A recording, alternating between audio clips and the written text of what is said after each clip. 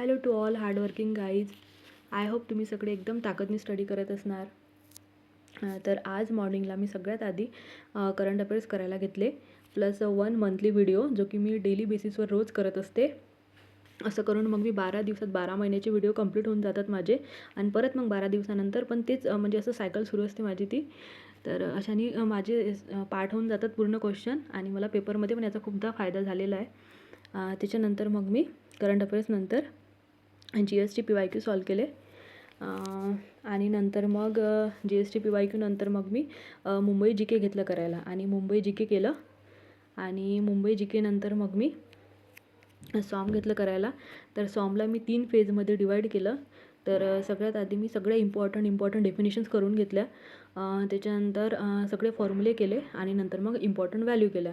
तर असं करून मी म्हणजे सगळं असं थोडं थेरी बेस मी सगळं करून घेतलं, आणि नंतर मग न्यूमरिकल सॉल्व केले PYQ. अशा प्रकारे मी सॉम कमी वेळात कंप्लीट केला. कारण आधी पण आपण खूपदा म्हणजे रीड केलेलं आहे, प्रत्येक एक्झामसाठी करतोच, बट फक्त DPAमुळं आता स्ट्रक्चरचे सब्जेक्ट मागे पडले होते, गॅप पडला होता त्याच्यामुळं. तर त्याच्यामुळंच मी सगळे स्ट्रक्चरचे सब्जेक्ट आधी करायला घेतले, आणि नंतर सॉमनंतर मी एक रिझनिंगची टेस्ट सॉल्व केली. कारण IBPS आहे, तर रिझनिंग टाईम कन्झ्युमिंग असणारच. तर त्याच्यामुळे रोज सॉल्व करून बघणे मस्ट आहे taste.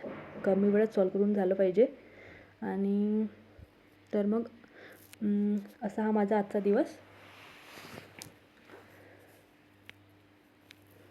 Thank you. Good night to all.